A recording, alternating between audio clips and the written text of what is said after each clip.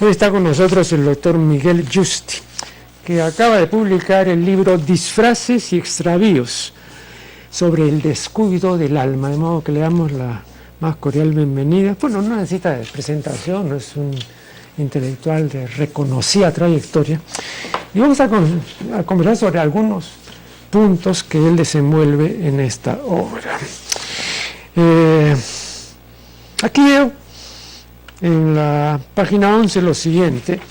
Dice usted: en la globalizada sociedad capitalista contemporánea se percibe la falta de una palabra más clara sobre el sentido de la vida, ¿no? Bueno, ve aquí una reflexión elemental, ¿no? Para la mayor parte de la gente, el sentido de la vida consiste en alcanzar la felicidad, ¿no? Claro, normalmente se entiende por felicidad lo que también a su modo dice el diccionario de la academia, ¿no? Un estado de satisfacción y complacencia, tanto espiritual cuanto físico, ¿no? Pero nada más, o sea, digamos, es esa bonanza, ¿no? O para decirlo en inglés, es ese relax, ¿no? Para, ¿no? Estar en Cancún, debajo de una palmera, pues, tomando sol, ¿no? Esa es la... o sea, es una formulación degradada del mito, ¿no? Del paraíso, ¿no? Eso lo he estudiado muy bien en Eliade, ¿no? Pero ya no se piensa en absoluto en el sentido muy interesante y fuerte que tenía en latín, ¿no? El término latino felix, ¿no? O sea, feliz, ¿no? Que era fructífero, feraz, ¿no? Productivo, creativo, etcétera, ¿no? Ahora esto ya no rige, digamos, en español, como muchas otras cosas que nos han venido del latín. Pero una de las caracterizaciones que se puede hacer de esta época digital y cibernética es lo que llamamos la falta de peso específico, la falta de contenido. Y entonces, cuando hay falta de contenido, no puede haber felicidad, porque siempre he dicho que la felicidad trabaja con contenidos, ¿no?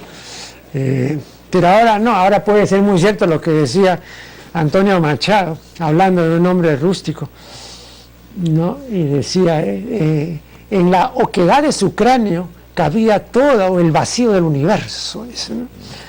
Muy buena esa. Entonces ahora hay gente así, ¿no? Que en la oquedad de su cráneo ahí puede entrar todo el universo, ¿no? Entonces, ¿usted compagina, digamos? Bueno, me parece esa cita que usted ha elegido, creo que es una buena entrada a la problemática que se discute a lo largo del libro, ¿no? El sentido de la vida, y además asociándolo, como hace usted, a la palabra felicidad, ¿no? Aristóteles decía que no hay ningún desacuerdo, al contrario, es sorprendente el acuerdo que existe entre todas las personas al decir que el objetivo de la vida es la felicidad. El único problema, dice, es que no están de acuerdo en qué consiste esa felicidad, ¿no? Y esta mención suya al origen latino de la palabra también está vinculado con el origen griego, porque para Aristóteles felicidad es eudaimonía, y la felicidad consiste para él en una vida realizada, pero una vida realizada es una vida que tiene sentido porque uno es creativo, ¿no es cierto?, en su vida, o porque realiza muchos fines de una manera excelente, ¿no?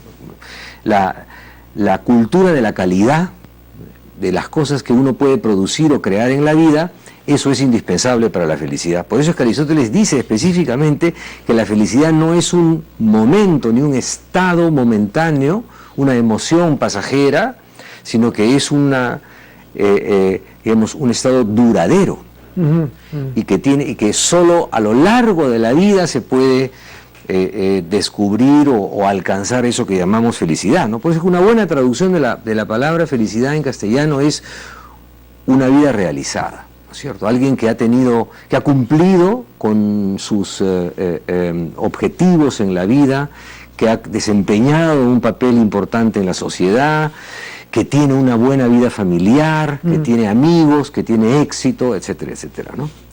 Y esto lo vincularía también yo con el título del libro, ¿no? Que es, o el subtítulo, que es sobre el descuido del alma. El cuidado del alma era una expresión griega también muy importante. Para eso era, digamos, la educación, para que uno encontrara el sentido de la vida, el cuidado del alma. Y el cuidado del alma, se decía en griego, dicho sea de paso, terapeia, tes psyches, o sea, psicoterapia, es la palabra griega para llamar el cuidado del alma, pero el cuidado del alma consistía en aprender a través de las artes, del cultivo de las artes o de la música y del deporte, ¿no es cierto?, a alcanzar o realizar una vida productiva, ¿no? Y entonces, claro, por eso el libro se enfoca o se orienta hacia una serie de falsas apariencias, simulaciones que ofrece la cultura contemporánea y que son una expresión del descuido de la sociedad por la educación del alma, ¿no? Ahora, hay casos bien interesantes que no coinciden exactamente con lo que usted con tanta propiedad ha expresado respecto a la felicidad, aunque tampoco se opone, ¿no? Por ejemplo, un caso interesante en este sentido es el caso de Arguedas, ¿no? A mí, en una conferencia que ofrecí hace muchos años, recuerdo, en el Centro Cultural de la Católica, me preguntaron si Arguedas había sido feliz. Entonces yo dije que sí. Y entonces inmediatamente me retrucaron, ¿no? Y me dijeron, pero ¿cómo puede haber sido feliz una persona que terminó suicidándose, ¿no? Entonces yo desenvolví la idea de la vida productiva, ¿no? Entonces, uno puede tener, como él tuvo, una vida muy productiva, una vida que se tradujo en obras, ¿no? En muchas obras. Su obra de ficción es amplia y su obra antropológica ocupa 7 tomos, y además todo su interés por la música andina, en fin, ¿no? Entonces ha sido una contribución significativa. Pero él, en un sentido convencional, no fue feliz, ¿no? O sea, en el sentido en que puede entenderlo la gente, estar felizmente casado, tener una situación llevadera, digna, etcétera, ¿no? Sí. Eso es lo que normalmente se dice. Pero yo coincido con usted, porque volvemos al punto de la felicidad asociada a la creatividad, ¿no es cierto?, a la vida fructífera, como decía usted mismo al comienzo, ¿no? Por eso es que para los griegos la felicidad está asociada a lo que ellos llaman la arete, que es, digamos, la mejor performance.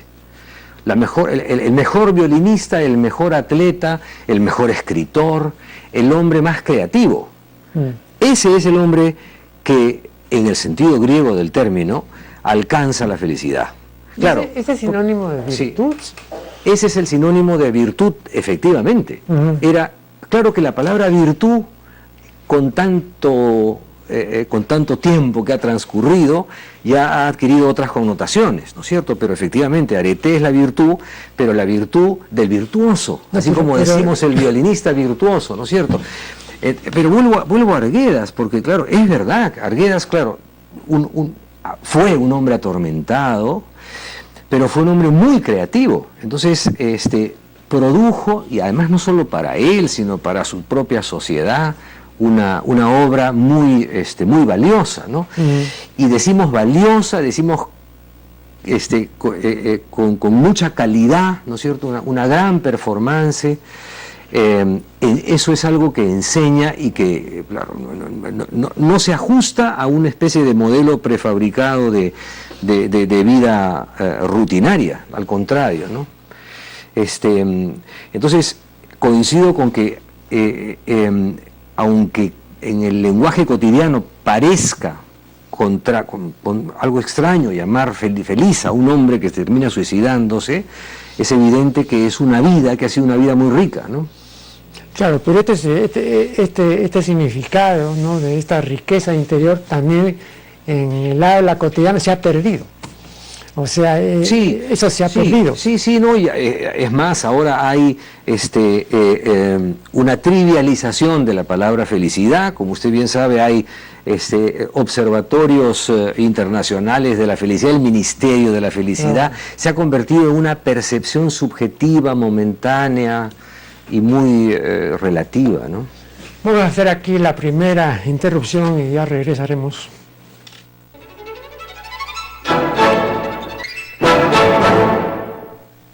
Estamos dialogando con el doctor Justi. El título de su libro es sugerente, Disfraces y extravíos. Le pido a nuestro distinguido invitado una explicación del título. Bueno, con mucho gusto. El título ha sido además materia de muchas reflexiones y de discusiones, entre otras personas, con el editor, los editores del libro, ¿no? El libro está editado en el Fondo de Cultura Económica y el editor que me ayudó con el trabajo de edición, Felipe Aburto, fue un interlocutor inteligente y severo, ¿no? Porque ponía muchas objeciones o sugerencias para mejorar, ¿no? Y discutimos mucho sobre el título hasta que finalmente nos pusimos de acuerdo. Disfraces y extravíos son dos palabras, claro, metáforas que tienen un sentido quizás primeramente negativo, pero también una connotación positiva, ¿no? Un disfraz es una simulación, pero que en cierto modo puede también aparentar o puede sugerir alguna versión positiva. Y lo mismo ocurre con la expresión o con la palabra extravío. Quien se extravía pierde el rumbo, se pierde, pero al mismo tiempo puede en ese sendero encontrar alguna otra ruta inesperada. Y todos estos dos términos están asociados al subtítulo del libro, que es sobre el descuido del alma. Entonces, claro, hay que entender disfraces del alma o extravíos del alma, es decir, cómo en la cultura contemporánea se disfraza aquello que se considera un ideal para la vida humana, o se disfraza el sentido de la vida, se sugieren soluciones aparentes que no son reales, ¿no? O cómo hay algunos rumbos que toma la cultura contemporánea en relación con la política, en relación con la tolerancia, con la libertad, con el humanismo, con el humanitarismo, etcétera. Cómo hay rumbos que toma que a lo mejor nos conducen hacia falsas soluciones o a lo mejor nos dan cierta esperanza, ¿no? Entonces, el título del libro es una forma de decir: estamos en la cultura contemporánea ante un problema de, digamos, desorientación, en el cual hay disfraces o apariencias de solución, y hay rumbos que puede tomar la cultura que podrían ser o no ser sugerentes, ¿no? ¿Qué consideración le merece el hecho de que la palabra latina persona significa máscara? Entonces, la personalidad, el conjunto de características que nos distingue, es un enmascaramiento. Ahora, sobre esto se ha dado muchas vueltas, ¿no? Y se ha dicho, por ejemplo, de que está bien el uso de máscaras, porque hay personas que no han fructificado, que no tienen un mundo interior, que tienen un vacío, y entonces eso se puede, digamos, simular, eso se puede, o disimular, ocultar, y la máscara sirve para eso. Bueno, pero es que es muy interesante y atinada su observación, porque la palabra máscara proviene del griego también carácter, que es, digamos, la máscara que se pone el actor, ¿no es cierto?, en una obra de teatro para, no solo para ocultar, sino para representar a un personaje. Pero hay otro sentido que es importante. Sí. Hay otro, antes de que continúe. También se usaba máscara en la antigüedad como protección. O sea, se temía el mal de ojo. Entonces, el uso de máscaras en el teatro se hacía porque se evitaba así la malquerencia de algún espectador. Esto sí está, me parece, perfecto. Sí, pero digamos, etimológicamente la palabra máscara está asociada a la palabra carácter, y la palabra carácter está asociada, digamos, al perfil de un personaje. Y eso era lo que creían los griegos, que las personas no somos tan individualizadas como creemos, sino que representamos como personajes, ¿no es cierto? Y de hecho la ética de Aristóteles es una ética de caracteres, porque es una ética de el hombre honesto, el hombre valiente, el hombre virtuoso, el hombre inteligente, el bondadoso. ¿Sí? Esto que ahora llamamos nosotros como caracterizaciones psicológicas de personalidades, rasgos de personalidad, eso era lo que se llamaba el carácter o hasta cierto punto la máscara de una persona. Es una, digamos, descripción de del perfil psicológico de un personaje cuando alguien en su vida ha dedicado, digamos, sus mayores esfuerzos en ser, por ejemplo, bondadoso, o en ser, al contrario, iracundo. Y esto viene de antiguo, porque el propio Homero hablaba de los héroes griegos como Ulises el astuto, digamos, era como una forma de eso, hasta decimos con nosotros ahora, caracterizar, ¿cierto? Denominar el carácter de una persona. Entonces las máscaras, como usted bien dice, son formas de ocultar y formas de más bien exhibir, ¿no? La personalidad de alguien, ¿no? Yo también recuerdo algo que, bueno, puede tener pertinencia. Julio Ramón Ribeiro dice que en una relación de amistad es preferible no profundizar, ¿no? Tener una relación superficial, porque la idea general, por ejemplo, cuando uno quiere intimar con alguien, es que hay un fondo, hay un contenido valioso que por tales o cuales razones, pues, o no se publica, o se publica muy lentamente, etcétera. Entonces yo tengo que hacer todo lo posible para ver qué cosa hay ahí, qué riqueza se encierra, que su propietario o propietaria no quiere publicar o no quiere comunicarme.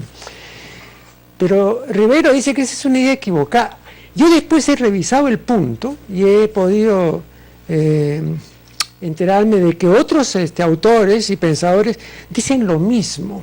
Dice, no conviene. Además hay que remontarse a Marcial, ¿no? Marcial dice, ten pocos amigos. Claro que así vas a tener pocas satisfacciones, pero también te vas a evitar una serie de contratiempos, ¿no?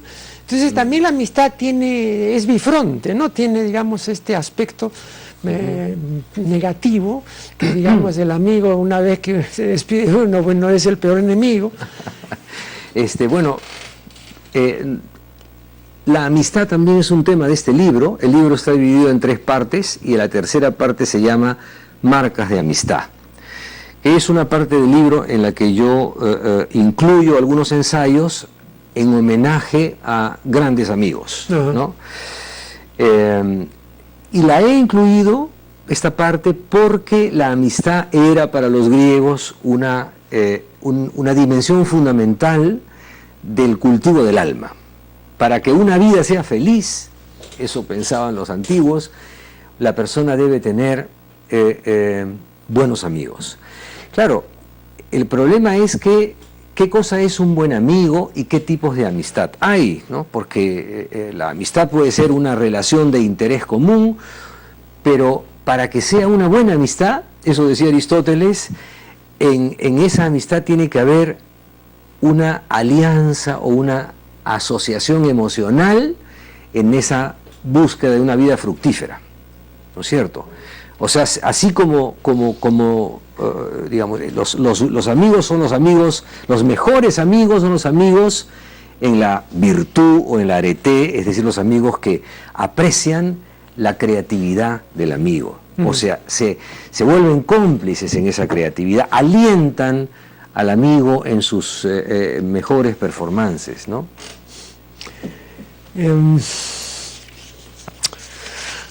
Luego, usted dice, una cultura universal que aspire a la tolerancia debe comprometer al corazón, es decir, debe solicitar la intervención de nuestros afectos en la promoción de una cultura humanitaria del reconocimiento.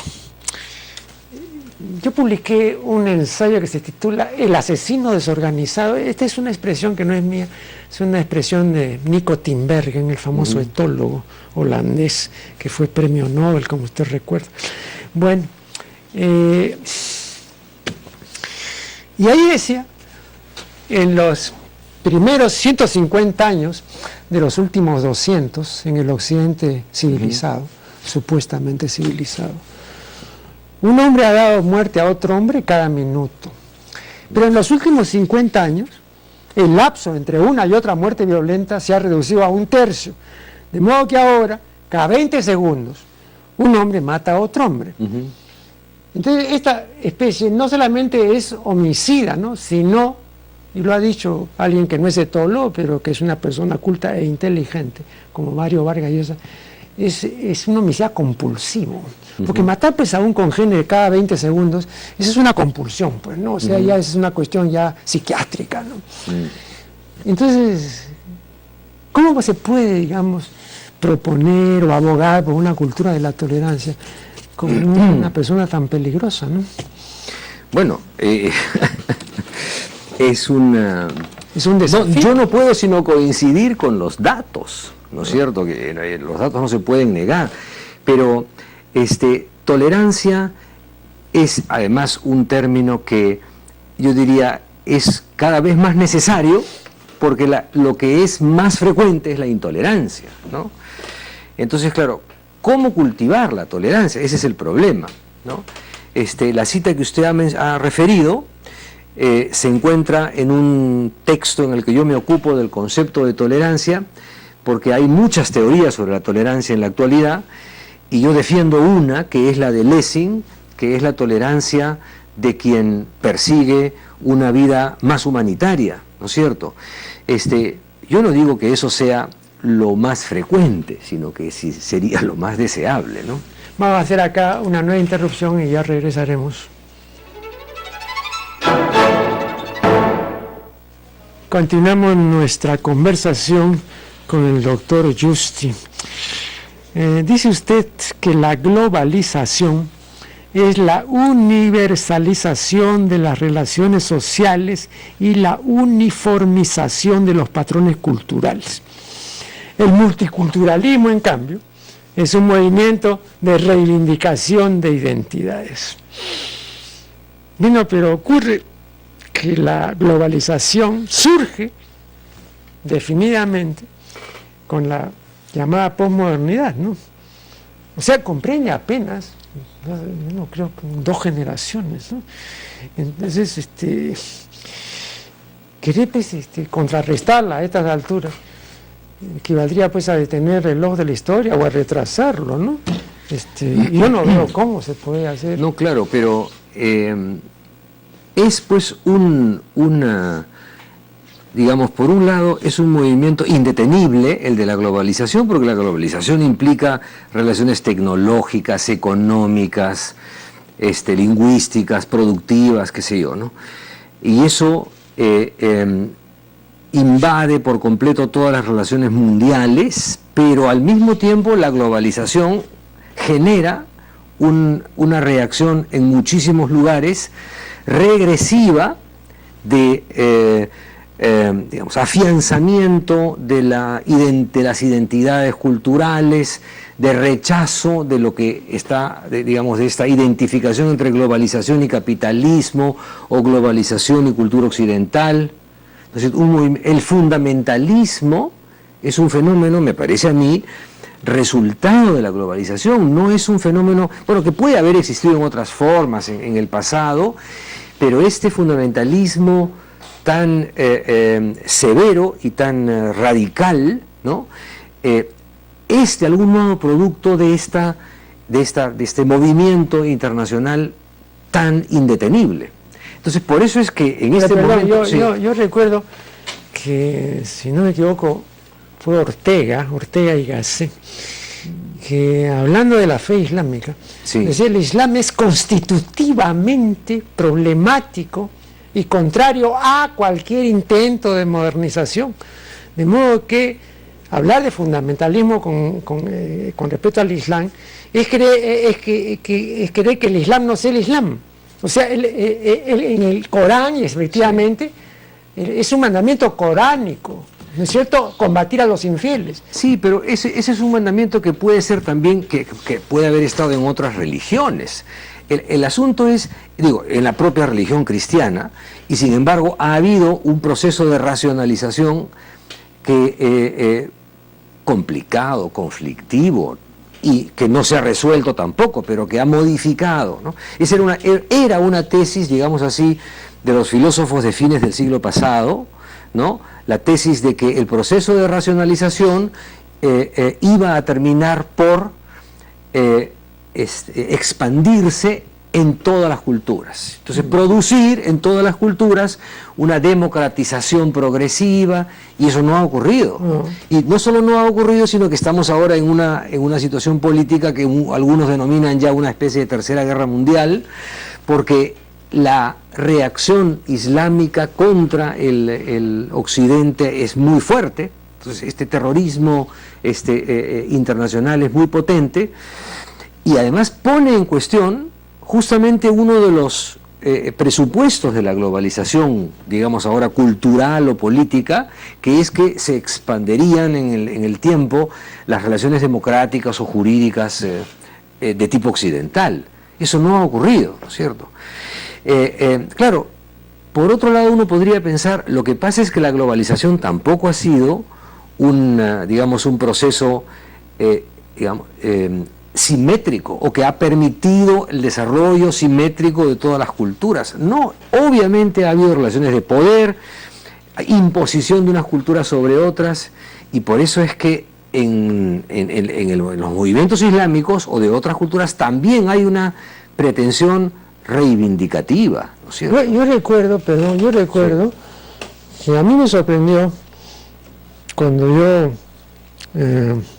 animado por el doctor Honorio Ferrero, los muchachos de entonces, queríamos leer pues todo lo concerniente a Oriente.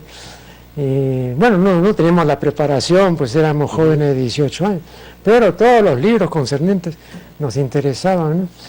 Y entonces ahí aprendí que, por ejemplo, el grado de intolerancia en el Islam no tenía parangón, digamos, en el caso del catolicismo o en general del cristianismo, ¿no?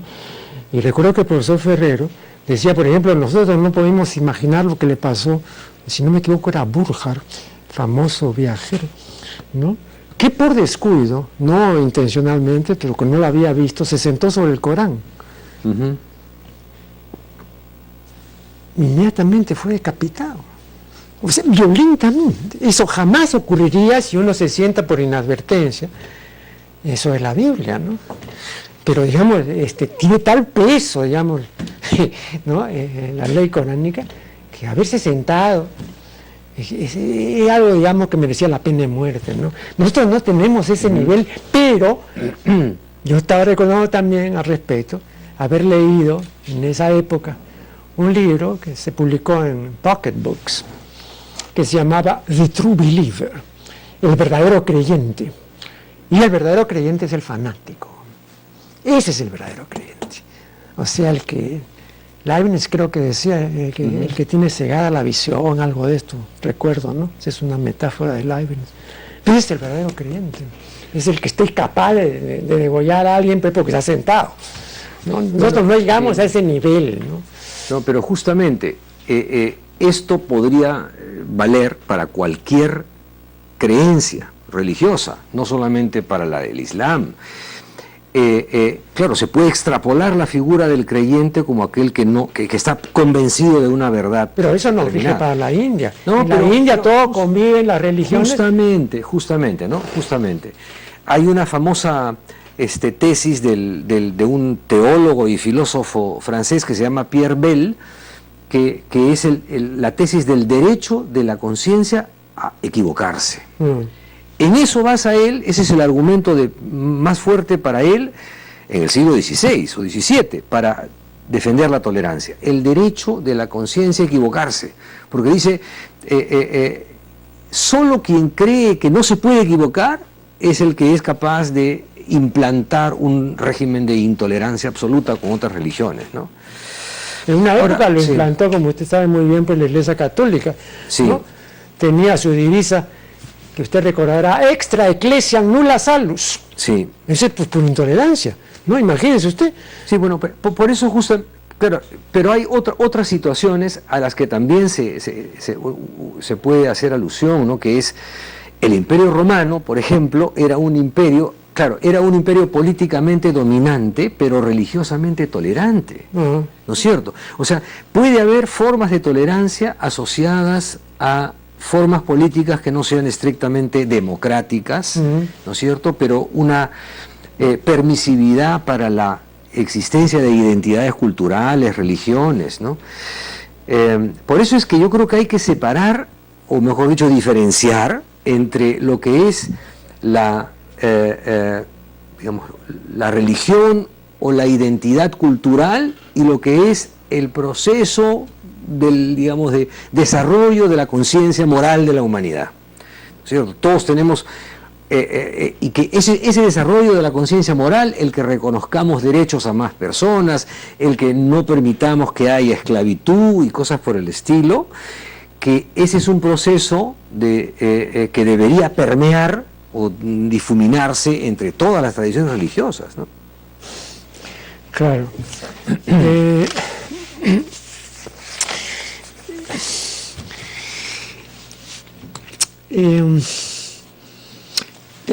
La ética, y este es un tema que usted conoce muy bien, la ética como conjunto de preceptos, ¿no? No como materia de estudio, es siempre heterónoma, es la ley de otro. Entonces uno preconiza la autonomía, pero la autonomía significa, ¿no?, una independización sobre una base de florecimiento y de desarrollo, cosa que no todos tienen, o mejor dicho, cosa que tienen pocos, ¿no? Entonces prefiere la facilidad de someterse a una ética heterónoma, de incumplirla, pero no establece su propia autodeterminación, ¿no? Entonces, la heteronomía tiene buena prensa porque es fácil, pero la autonomía no es fácil. Entonces vamos a seguir siempre como dependientes de la ley de otro, o del conjunto de otro, o de lo que dijo el líder tal, o el maestro tal, o no. Sí, sí. Bueno, en realidad la ética es una dialéctica, diría yo, una relación compleja, difícil, interactiva entre esas dos, digamos, tesis que usted acaba de formular, ¿no?, entre la heteronomía y la autonomía, ¿no? Porque el propio Kant tiene un libro sobre la libertad que se llama ¿Qué es la ilustración? Y dice la ilustración es llegar a la mayoría de edad, y la mayoría de edad es la autonomía o la libertad. Pero, dice, curiosamente, los seres humanos prefieren ser menores de edad, ¿no? Prefieren tener tutores, prefieren seguir la ley de otros, ¿no? Claro, Kant es un filósofo que defiende la autonomía, ¿no? Ahora, claro, yo digo, llevar la autonomía hasta el extremo en que cada cual pueda realmente vivir solo de lo que él decide y desea, es también casi un una expresión ficticia, ¿no? Porque todos vivimos también, además de expresar o de desarrollar nuestra libertad, vivimos en relaciones comunes y confiamos en que la cultura o la música o la comida o la amistad o la familia, o sea, hay una serie de relaciones que podrían llamarse heterónomas, pero que mejor sería llamar solidarias, ¿no es cierto? Porque confiamos en ellas, ¿no? Vamos a hacer acá un último corte y ya regresaremos.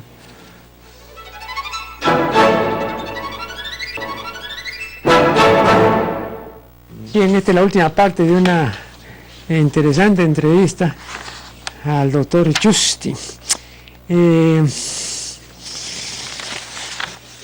Yo recuerdo que en la década del 50, o a inicio de la década siguiente, porque el original se publicó en la década del 50, me refiero a un libro del representante que era en esa época el enfant terrible del positivismo lógico, Alfred Eiger, el famoso filósofo inglés, ¿no? Entonces publicó un libro pues titulado Lenguaje, Verdad y Lógica.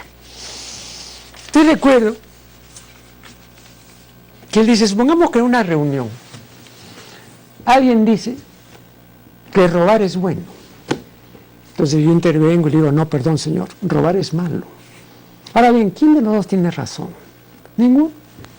Porque ninguno de los dos expresa una proposición genuina. Como usted sabe, para los positivistas lógicos, y en general para la lógica formal, solamente hay dos clases de proposiciones genuinas, ¿no? Lo que se llama la proposición analítica o vacía o autoexplicativa, o sea, la tautología. Todos los casados no son solteros. Y luego el enunciado ¿no? que llaman, digamos, sintético, ¿no? Que es comprobable, verificable, ¿no? El azufre es amarillo o todos los metales se dilatan por la acción del calor.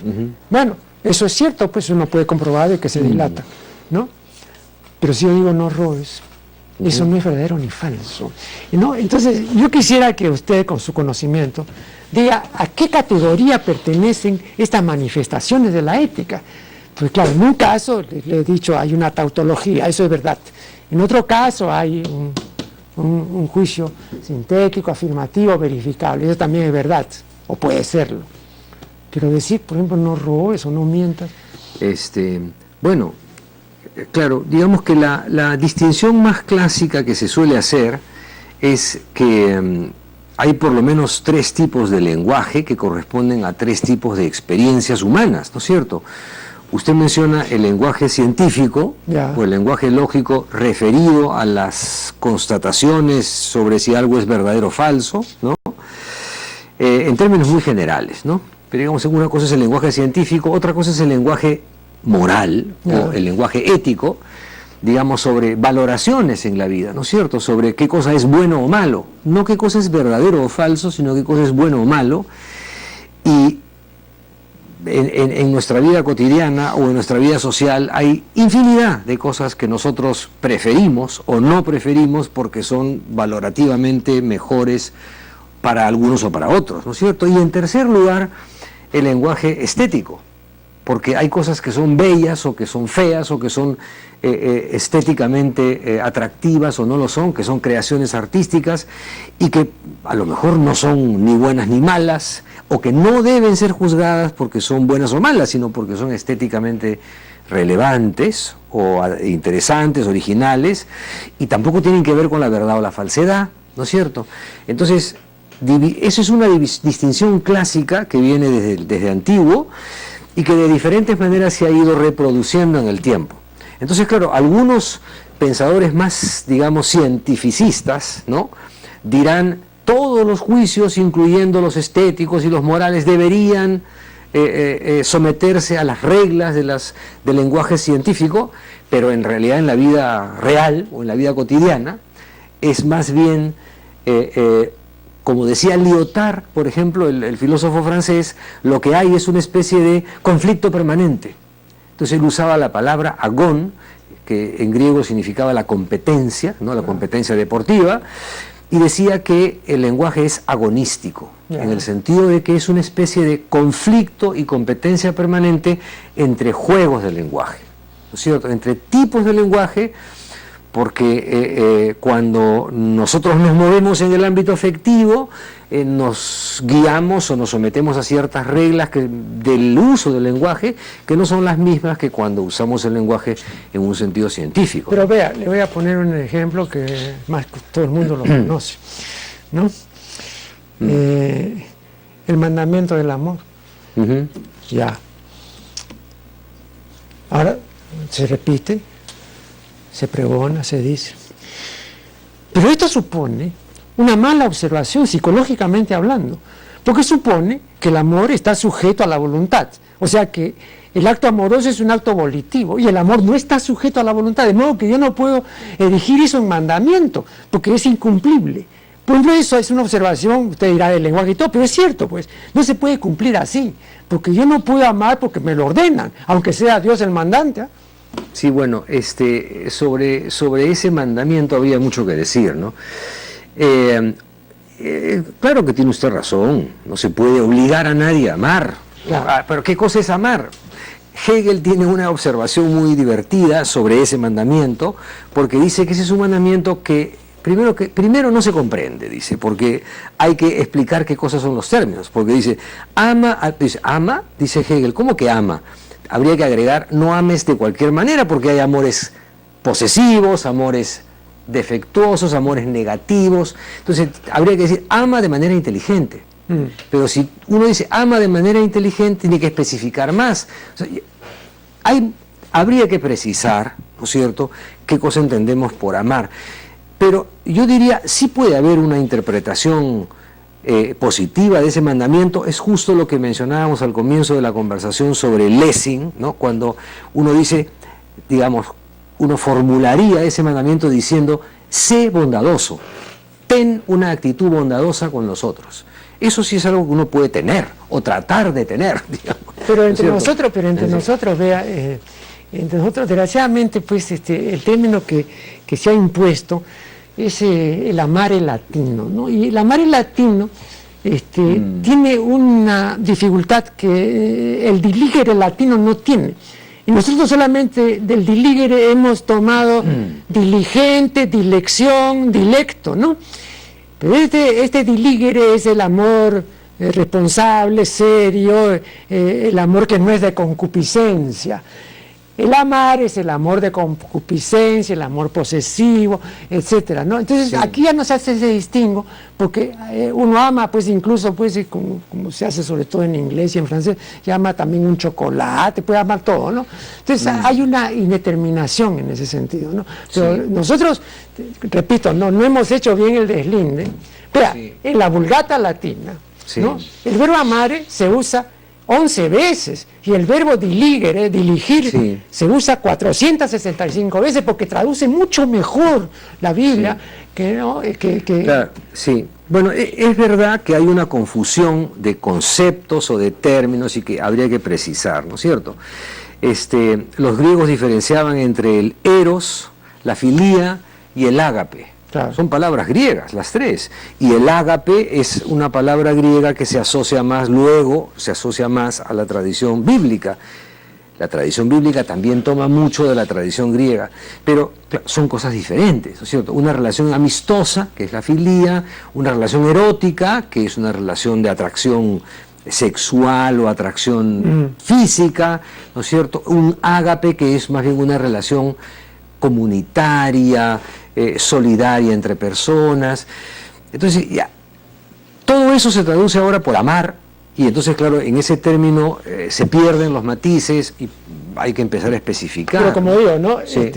Si seguimos usando, como lo hemos venido haciendo desde hace tantísimo tiempo, el verbo amar, el amar en latino, es un verbo que tiene esta denotación posesiva, que diligere, diligir, no tiene, ¿no? Entonces ahora yo le pregunto, el poeta latino Propercio decía, basta amar para dejar de ser libre. ¿Usted cree que es así?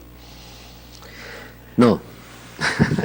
¿Por qué? No, porque siempre se dice, es un vínculo ya indisoluble, encadenante, tú eres para mí, yo para ti, etcétera, ¿no? Es decir, todo eso que ya conocemos. Pero entonces por eso ya no hay libertad. Sí, claro, pero la tradición poética dice que el amor es servidumbre. Soy siervo de ti. O sea, quiero decir, libertad y amor no son términos que tendrían o que tienen por qué oponerse. Pero se oponen, pues de hecho, digamos, la gente lo vive así. O sea, la gente no vive su amor en libertad, no. No. Es que, claro, que ya, así como hay confusión con respecto al uso del término amor, también la hay con respecto al uso del término libertad, ¿no es cierto? Porque claro, si libertad consiste en que yo estoy solo o que yo no tengo a otro a mi lado, entonces obviamente el amor se opone a la libertad, pero si la libertad consiste en realizarme, digamos, en tomar decisiones que deseo, y entre las decisiones que deseo está vivir el amor, entonces la libertad no es contraria. Ese es un tema muy interesante porque hay un ensayo de libro que yo me ocupo del concepto de libertad.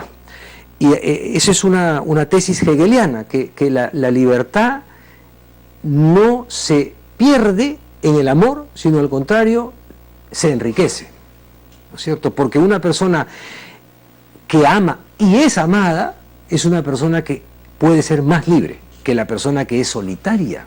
O sea, se enriquece su identidad o su forma de ser por el hecho de ser amada por otro. Entonces, por eso digo que es un poquito delicada la relación entre los dos términos, ¿no? Entre libertad y amor. A propósito de eso, es una simple referencia. Yo recuerdo haber leído un ensayo de un discípulo de Ortega, Manuel García Morente, sí, claro, que también fue un gran traductor, etcétera, ¿no? Y el ensayo se titula Amor, Amistad y algo más. Bueno, y libertad, creo, algo así. Y cuando él se pregunta, bueno, y de estas formas, el otro concepto era soledad. Cuando él se pregunta, digamos, al concluir su ensayo, cuál de estas tres formas prefiere para el tipo de vida que tiene, de pensador, etc., él dice la soledad. Y he visto que no todos dicen eso, o sea, todos dicen o la amistad o el amor. Si ustedes, digamos, lo pusieran en el trance de elegir entre la soledad, la amistad y el amor, bueno, por lo menos así, teóricamente podemos, digamos, separarlos. Usted me dirá que no, que en la vida no es así, claro, no es así, pero con propósito didáctico. ¿Usted qué cosa elegiría? Yo elegiría las tres. No, las tres. No, pero es que no es retórica, porque se necesitan las tres. O sea, también se necesita la soledad, por supuesto, pero la soledad, yo diría, es fructífera, la soledad, cuando es una soledad que confía en la amistad o en el amor, ¿no? Para eso hay un término que también está tratado aquí en la ética contemporánea, es el término de reconocimiento. El reconocimiento, es decir, el hecho de que una persona tenga frente a otro o a otra o a otros, ¿no es cierto?, una relación de reconocimiento, no significa que renuncie a su autonomía. Por eso es que los especialistas en el tema dicen, a mayor reconocimiento, mayor autonomía. Mientras más confianza tiene, digamos, por ejemplo, el niño en el amor de su madre, el niño se puede sentir más libre para él ser independiente y no necesitar todo el tiempo de la posesión de Y esto vale también para las relaciones humanas, creo yo, que mientras uno tiene más confianza en la amistad o en el amor, puede tener más libertad para desarrollarse en soledad, digamos. El tiempo se ha vencido y agradecemos muy sinceramente la valiosa colaboración del doctor Justi. Y con ustedes será hasta el programa siguiente.